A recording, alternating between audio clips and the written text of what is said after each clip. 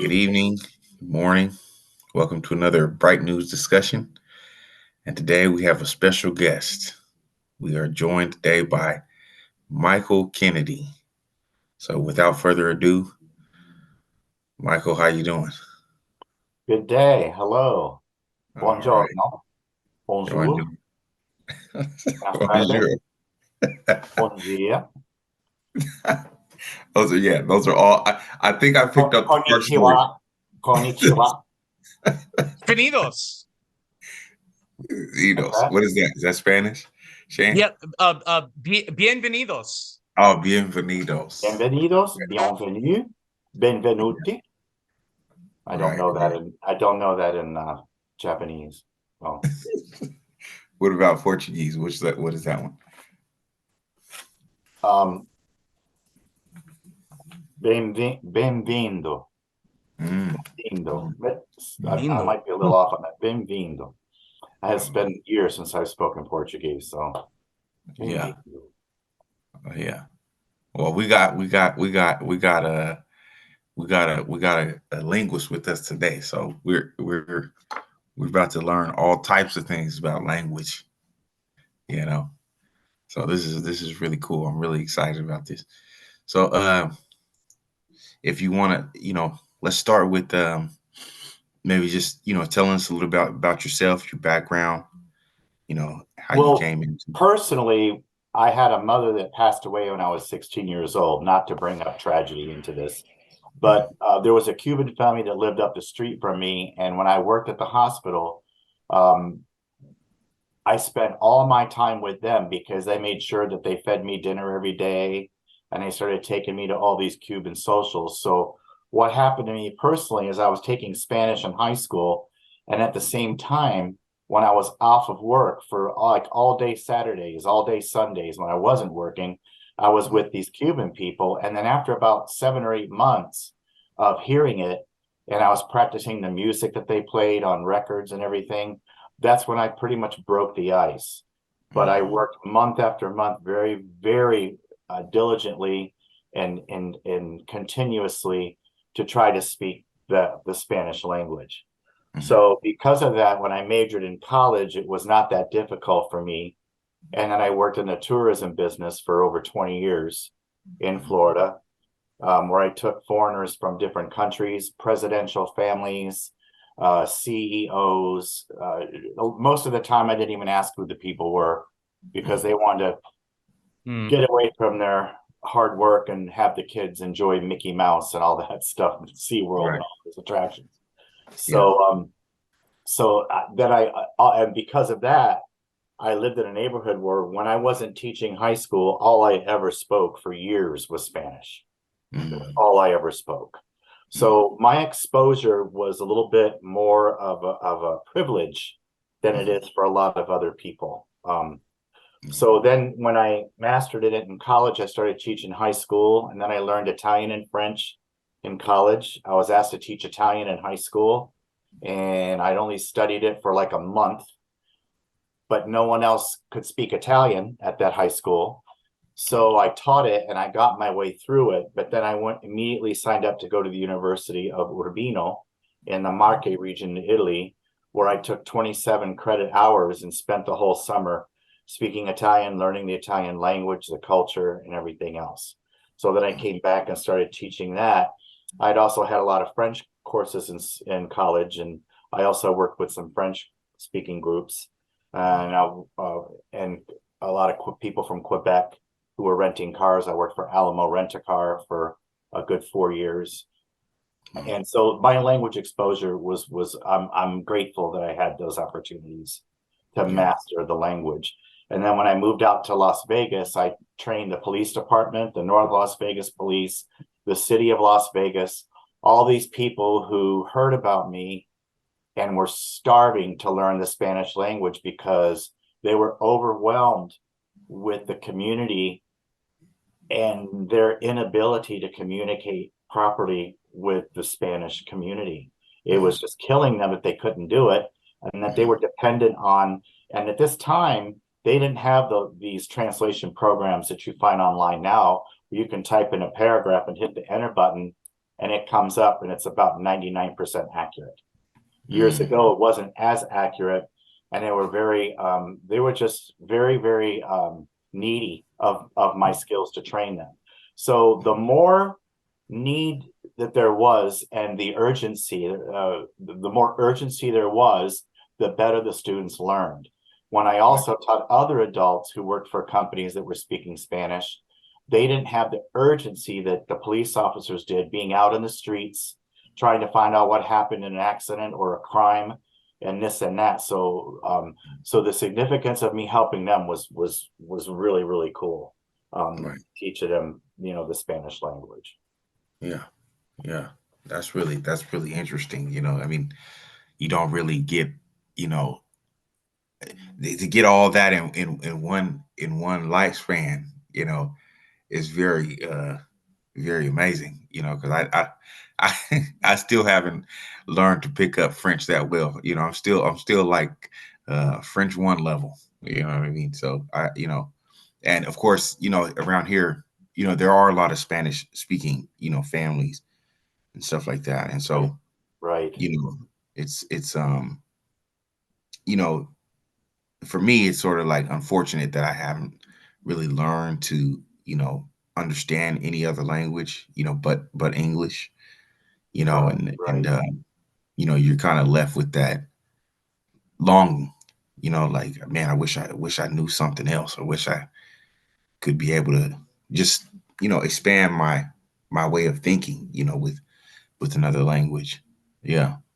Shane, Well, is there Well, anything you want? well, you know what the interesting thing is that so Michael is my uncle. I call him Uncle Mickey. I've called him that my entire life.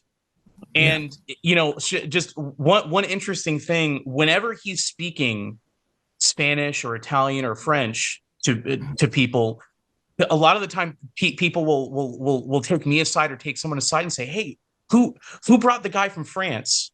Right. Who brought the guy from Italy? Who brought the guy from Cuba? Who brought the guy from Spain?" Because the thing is, he not only can speak it, but Mhm. I mean, he has the mannerisms down. Yeah. I mean, he's full blown proficient, like proficient, fluent, whatever word you want to use. Like, I mean, to be in his presence whenever he's speaking one of those languages is to be immersed into that culture. Right.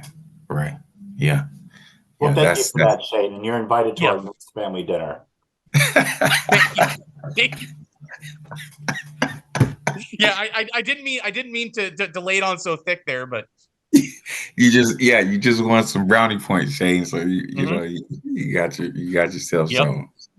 So okay, let's talk about our school system and then versus school systems in foreign countries. What is that sort of, you know? Well, in most countries worldwide, Mhm. if a child is born and they're like 4 and 5 years old, and they say to their parents, Mom, Dad, I want to go to the United States. I want to go to England. I want to go to Scotland. I want to go to an English speaking country so I can master my English skills.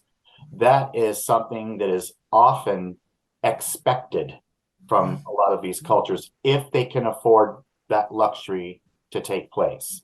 If they can't and there are hardships, obviously those things don't happen. But if they can do it, they have no fear of having their son or daughter come to this country and master English, because learning English is actually, in my opinion, more important than having a college degree or a Mhm. university degree in these foreign countries, because Wow. they always know that the ability to communicate in English is going to benefit them in the workforce Mhm. immensely. Mhm. And of course, if having a job is the most important thing in life. Whereas Mhm. in the United States, and I don't want to say we're kind of snobby in a way, because there are a lot of Americans that do go overseas to learn Mhm. languages fluently, um, Mhm. depending on what their line of work is. But then there are a lot of Americans that they contact me a few years later and say, I wish I would have paid attention more, because the company I work for now, I have to go to Congo and I have to Right. speak French to the Congo, to the Congolese people. Wow. Or I learned Spanish and now my company wants to send me to Mexico and I have to stay there for 6 months, and I'm nervous. So I tell my students, you never know what life's going to bring to you. But our expectations of fluency in our country is not the same in most schools and in most places than it is in foreign countries. It's an expectation in foreign countries. In our country, I see the significance of learning a foreign language. The number one priority and reason for it to take place is to look good on a college application or admittance into a college or a university. And it starts from middle school for the honors students. They can take level 1 Spanish or French or German or whatever in like an 8th grade. But again, that's too late.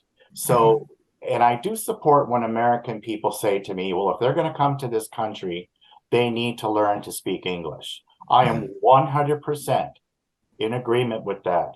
However, we do a disservice to our American people by not teaching them Spanish from 1st grade all the way up. In other words, if we had more bilingual schools in this country, Americans wouldn't always say, well, if they're going to come to this country, they need to learn English. Yes, they would still say that.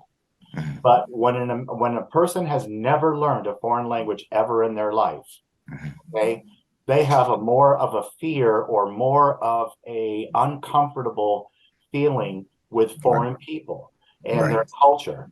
The more that you do know about their language and their culture, the more comfortable you are with them, and just the acculturation process becomes a much more meaningful thing to you. There's sort of a, I guess like you said, like a fear or a misunderstanding, because they're not able to communicate or understand where that person is coming from. And then of course then there's a lot of stuff in the media and in movies and stuff like that about a particular culture. If you're coming from a Latin American country, oh, it must be all about crime or something like that. You know what I mean? If you're coming from France, a French speaking country in Africa, it must all be about guerrilla warfare and genocide or something like that. So yeah, I mean, I definitely understand what you're saying. Now in Germany, I have a niece that's a school administrator at the international school in Berlin, Germany. And she worked for the government when the immigrants from Syria, the Middle East, and different places were infiltrating very quickly into Germany. And she shared with me that the German government will do whatever they can to help them become acculturated and acclimated into their society. However, if they don't master and learn the German language within a certain period of time, I believe it's 3 to 4 years, the government will no longer help them in any way, shape, or form. So Germany has the right idea. And as a matter of fact, when you go to Germany, a lot of Germans speak English and they speak it very well. So do the Dutch. So do the Scandinavian countries. Their English is impeccable. And they know more about our language than we ourselves do for a lot of American students in school. But on the opposite end of that, that's, it would be nice if we would have taught our people Spanish, at least from 1st grade all the way up. Then I think American people would not have this misunderstanding or misconception about the Hispanic people themselves. Anytime you learn more about the people and their language and their culture, it just opens up, everything, and it's so much easier to get along with people, and etc. So yeah.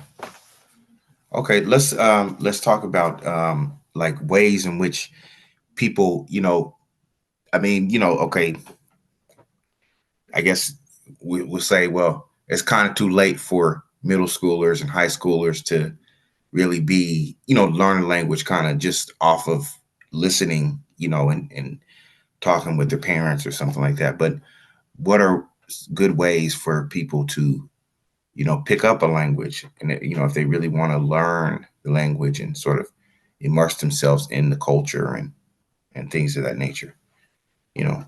Well, the number one success for learning a foreign language is exposure of time. Mm-hmm.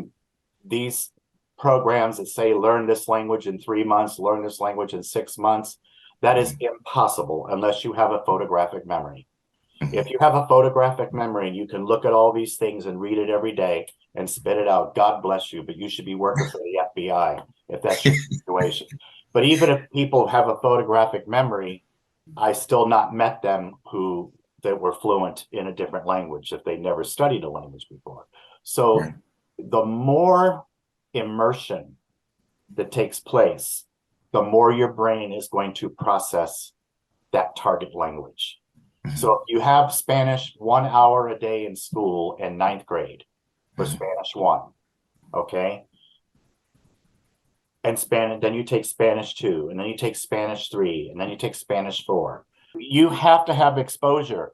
When college students go overseas for a summer and they practice their target language every day, when they come back, the chances of them achieving fluency are greatly improved.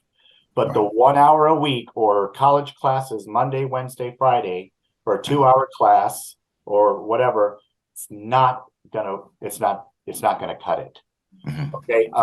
It's like learning to read music or playing a musical instrument. If you have band in high school and the only time you play your clarinet is in your band class, what's your band director going to do with you after about a month or two? Yes. Okay. Right. It's not going to be a positive learning experience. The same with reading music. I am a singer. I stopped singing in my church choir for 20 years. I've joined it. A year later, I'm able to read music 60% better than I could a year ago. And each day it comes on because music is language. You're processing the sounds of notes, and the sounds are what you hear. What people sing and what they speak. So I like to compare it to music or even singing. Even understanding math. Shane, you could put your opinion in on this. Math is also language. And I'll let you comment just a minute, Shane. There's a word in Spanish that's por. Por is a preposition, and it has several different meanings in it. So when a Spanish speaker reads a math problem and it's like divided by, into, on behalf of, split up with, that por is it's more difficult for them because their mind has to make a decision on what the word problem, it's a word problem is what I meant to say, what the word problem's trying to do. Where in our English language, our language is more so that the student's going to know what the function is that needs to be performed, what the math function is.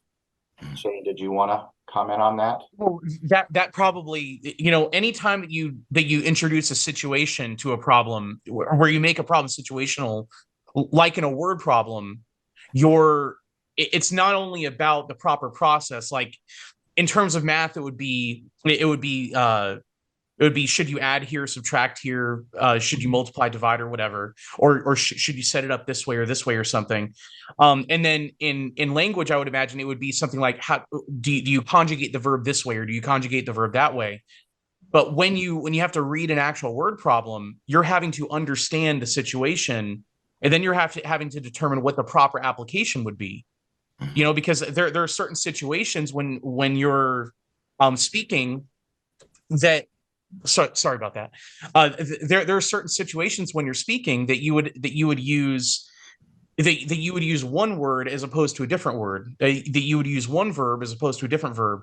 And in math, there are certain situations where you would set a problem up one way based upon a situation, or you would set a problem up a different way based upon a situation, and you have to be able to really clearly understand what's going on first. Then you can do the easy part, which is do the formulaic thing, which would be like do the proper conjugation or do the proper mathematical function. You have to know what the what verb you're going to select to use that's appropriate for the situation, or what what uh what type of an algebraic equation you're going to set up. If it's a math problem, you have to understand the situation to know how to properly apply it. Right. And I forgot what the number is, but studies showed, like on the SAT, that the more exposure a student has to a foreign language, they're more likely to score higher in math than those that know less of a foreign language. I don't know the number. I know it's true. And I know there's definite legitimacy in that. Yeah. But here's my point. If you learn your multiplication tables in 3rd grade, and you never do multiplication tables all the way 4th through 12th grade, and you go to college, how well are you going to perform in a math class? It's going to be difficult. Yeah. Right. Okay, I want to compare that. I want to compare that to an American student, and just what I've seen. And now it depends on the school. You don't have to agree or disagree with me, but what I've seen is reading comprehension and reading is pumped into these kids so much, as opposed to what the mechanics of our language are. Now, in high school, when I taught in Tampa and even in Las Vegas, but more in inner city, students asked me what a preposition was. They didn't know what an adverb was. They didn't know what a possessive adjective was. They had no clue what a direct and indirect object are, but I have to give them cut them some slack on that. Because most languages worldwide, if you say, I know him, and then you also say, I'm giving him $1, him is the same word in our language. In most foreign languages worldwide, they're 2 complete different words. Okay. It's 2 different concepts. But because our language doesn't have that, and it doesn't exist, if a student doesn't know that, there's a problem. So when I taught in the university in Las Vegas, and I also taught at the community college, my director of foreign languages always did trainings with us. They only wanted us to do inductive methods of teaching a foreign language. They did not want us to do anything that's deductive. Now I'm going to explain that. What inductive is you speak the language, they respond to you, you're speaking back and forth, and the students' brains have to figure out a general conclusion as to what happened. Deductive is when you speak the language and they're coming back to you, but you have to give them specific help and break things down. Right. They didn't want me breaking things down. They said, just keep speaking it and they will get it. That is not true in any university. I don't care what you're talking about, unless now, for those students who come from a home where a foreign language is already spoken, they're going to know. Even if they didn't learn to speak the language, they're going to know what it means. Yeah, I heard grandpa say this, and that time he said, they're going to recognize it and they're going to know it and understand it. Right. But an American who's never been exposed to a language is not going to have a clue. So what I did, when they came in and observed me, I spoke the whole language and we had a great conversation. They left. I got a good evaluation. But as soon as that professor left my classroom, I went back to the deductive approach. So I did only inductive with them. And then I went back to the deductive. What I did not realize is at the community college, my numbers were bigger than in the other Spanish classes. And the faculty, the head of the faculty said to me, your numbers are really high. So when I went to my class and taught it that night, I said, boy, this class is really big. I said, my classes are always big. And this one student said, Mr. Senor Kennedy, don't you know why? And I said, no. He says, don't you know about rate your professor? What are you talking about? Yeah. I remember that website. Professor. He said, what I didn't even know and realize is all the students that had me at the community college rated me very, very high. And because of that, my rating was off the charts. So when they saw that, well, I'm taking this guy. His name's Kennedy. Sign up for him Thursday. Don't take this one. Don't take this one. So I totally did I totally did not do as I was directed by my faculty lead in my strategies and instructional strategies for teaching a foreign language. But I knew that if I didn't do that, they were going to be scared to death. They had no clue what was going on. And then how is your program going to grow? How are you going to make your program grow when you do that? There's no way that that's going to happen. Right. So right. They were trying to. They just wanted. They wanted you to give them enough Spanish to order a taco in in whatever whatever restaurant. Well, again, a lot of these college professors that speak foreign languages know 2 and 3 languages. They Right. don't know just English and one language that they know. Some do, but many know several others. Of course, if you grow up in Switzerland or Germany, Belgium or Holland, you're going to automatically learn English, your native language, whether it's Flemish, Dutch, French, German. In Switzerland, most Swiss people speak Italian, French, German, English fluently. 4. So I had exchange students from Sweden one time in the first day of high school class in Winter Park. How many languages do you know? The girl says 5. The class is like, and they were like, oh man, and they looked at her like, but that was normal for her. Yeah. For like, 5, whoa, man, that's cool. How do you do that? Either that, it's like, I ain't learning those 5 languages. I mean, it's the and I had that from.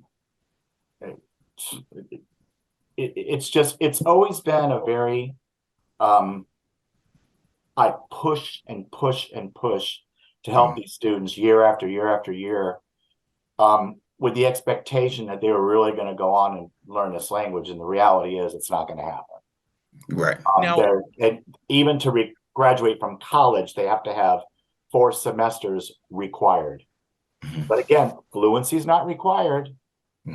Unless now, if you go into international languages, then they may expect a higher level of that. I'm sorry. Go ahead, Shane. is there a difference between the way that between language acquisition of a child versus like a middle school student versus a high school student versus a college student? Like would the inductive reasoning work better for one age group and deductive reasoning typically work better for another age group? Well, inductive will work for any group. Okay. The problem is the recipient or the person that's being spoken to, that's learning the target language, how much exposure have they had to that, and how much exposure have they had to the mechanics of our own language versus that language? So that's a tough question to answer. So inductive is good for anyone, but when you speak to little children, little children are very less threatened by that. Okay. Now they'll speak a language and say the correct direct or indirect object or whatever properly, and then they don't even have to think about it; it comes out. But I think after after 12 years of age, they say that the reality of speaking a language without having some sort of an accent diminishes a lot as each year goes on. I think the same approach goes with their exposure. I don't know if that made sense what I just said. So do you think that that teaching a language to older students using the deductive method, do you think the success that you reap from that had to do with your ability to immediately correct their preconceived notions that they brought to learning, let's say Spanish or Italian, that they brought to the grammar from the first language that they spoke, which obviously would have been English? Well, the older you are, the more difficult it is to learn a language. Okay. The problem I had is my adults in classes said, I don't want to learn this verb conjugation stuff. I don't care about that. I just want to learn to speak it. Just teach me to speak it. Right. Dream on. Dream on. Yeah.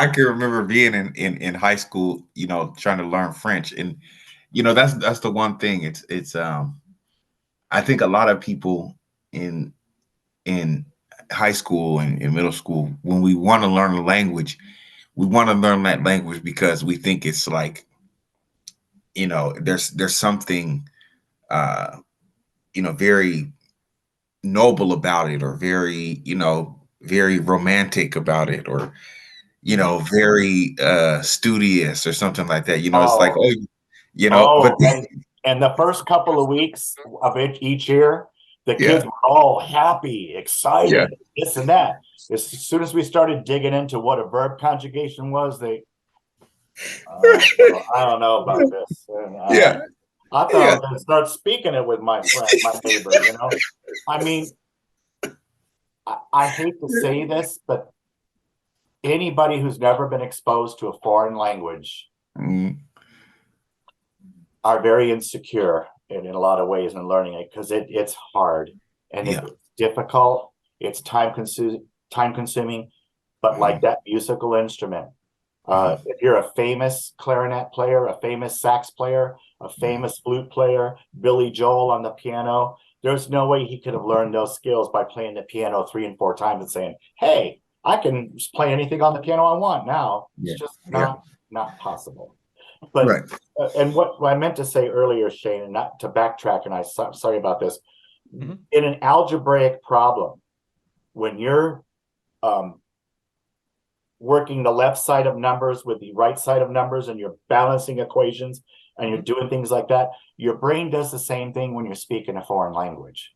Mm, Mm. Because in Spanish, for example, if I said to you, my shoes are too tight, or mm, these shoes are very tight, mm. in Spanish, it's to be they squeeze much these shoes. Okay. So word order changes. So your brain patterns of thinking change. Yeah. Apply that with contractions in a language, like to the, at the. Well, in English, we have don't, can't. We have hundreds of contractions. Mhm, Uh, Mhm. that's actually easier than in some of the other languages, because if you're saying to or at or from, and in Italian, there are 32 prepositional contractions. mhm, 32. So if you're saying you're going to the stadium, that's different than going to the beach. That's mhm, different from going to your uncle's house. mhm, That's different from going to your neighbor's house. It changes every single time, because the place that you're going to, you have to know if it's male or female, if it's one of them or more than one. mhm. And in English, verb conjugations don't really exist, because I go, you go, he Goes. goes. Goes. That's Mhm, the only difference. We go, y'all go, they go. So mhm, again, Americans think they're going to learn languages this easy, as easily as that.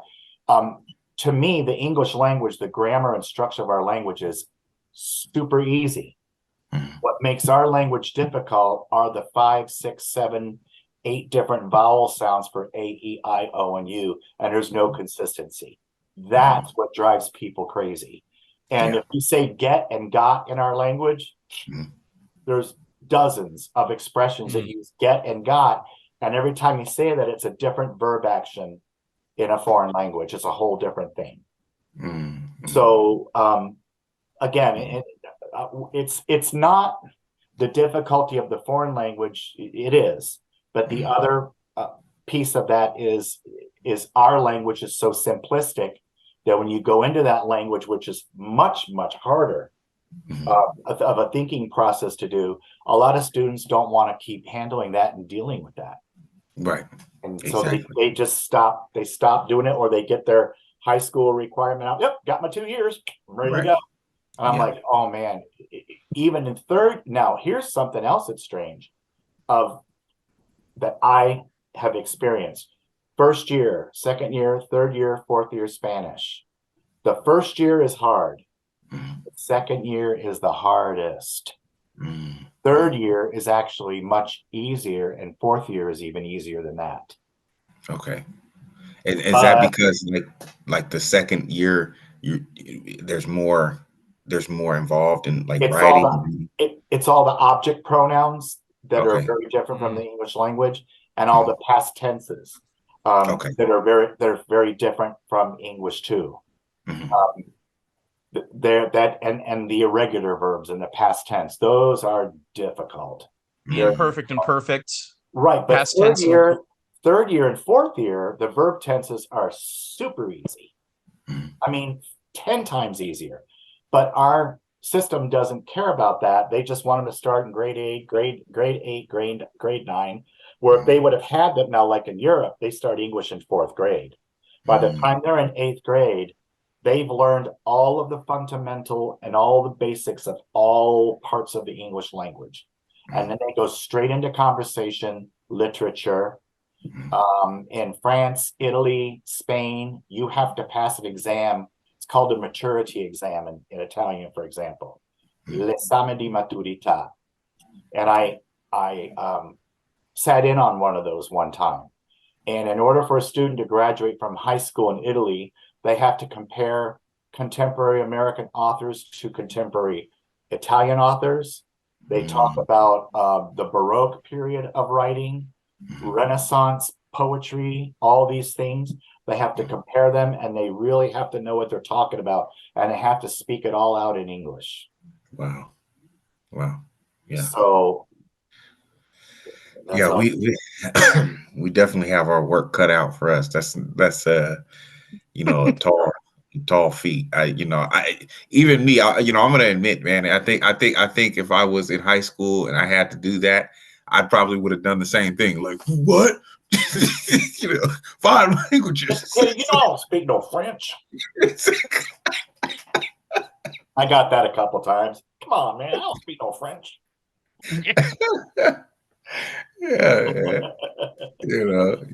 But I did teach a lot of music in my class. Music is a really good tool, and it was a good tool for me when I first learned Spanish, because the more you sing in the language, your brain's processing vocabulary, and it's processing the language, and it's very, very effective for a lot of people. It was very effective for me. Yeah. Okay, Shane, is there anything you'd like to add? Which of the Romance languages do you think is the closest to Latin? Oh, yeah, that's a good question. Italian? No.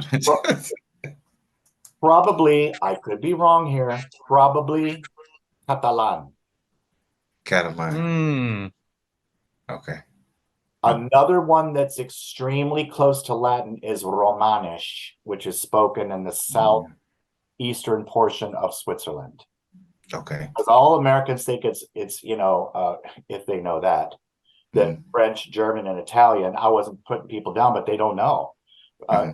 Spanish, French, and Italian.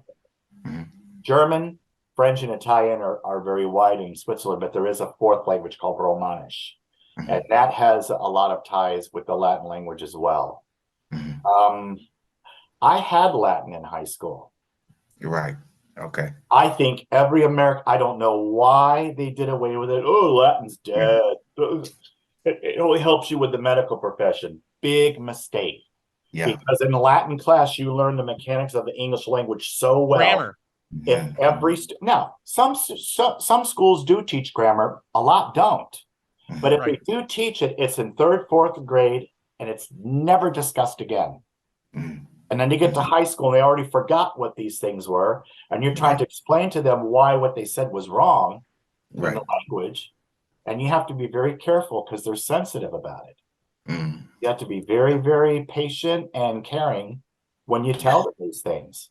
Yeah. Because they lack self-esteem. Yeah. You have to be super careful. Yeah, they carry their feelings on their. Oh, you bet. The sleeve, yeah. Yeah, on their sleeve. Yeah. No, I wish.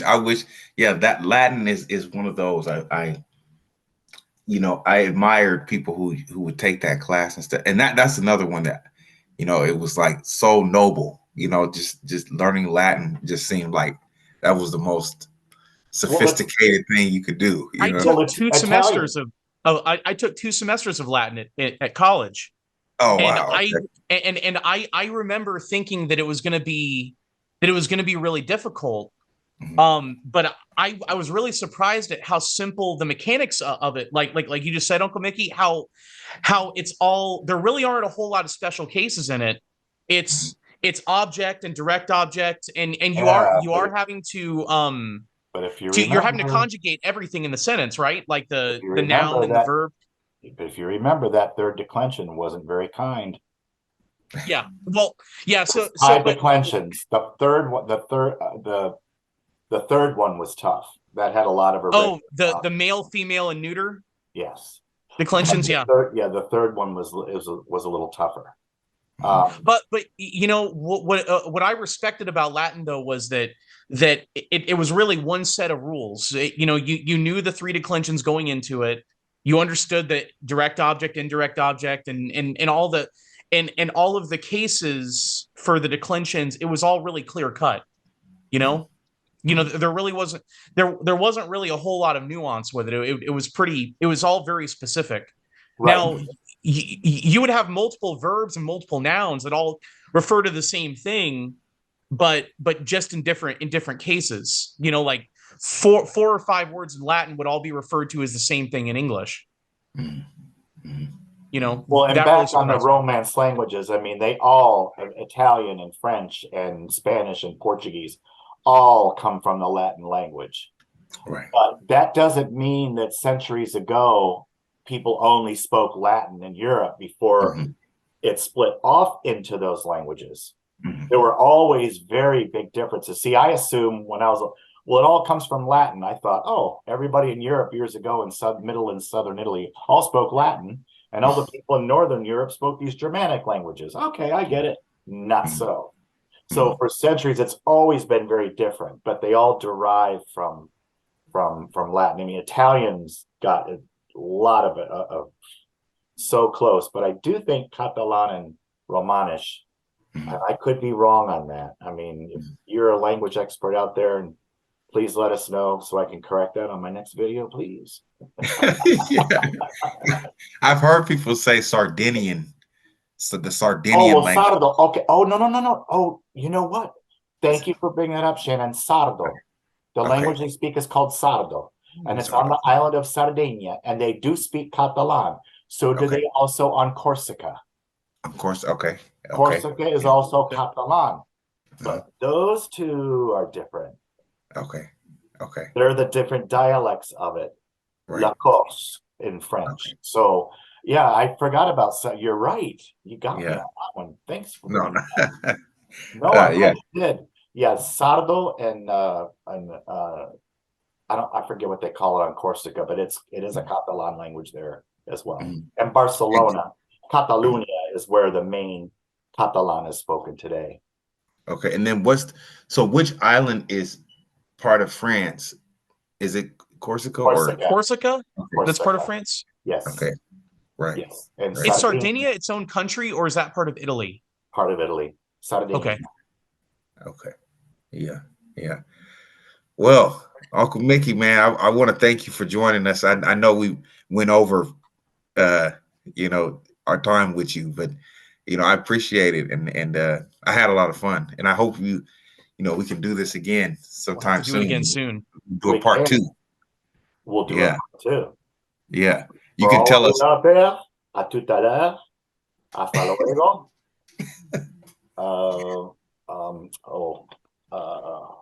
Yes, that's in nighttime. That's in the nighttime. A più tardi in Italian. Right. A te logo in Portuguese. Wow. And à la prochaine, I already said a tout à l'heure in French. Auf Wiedersehen, but I don't speak German. Right. And yeah. Peace out, homies.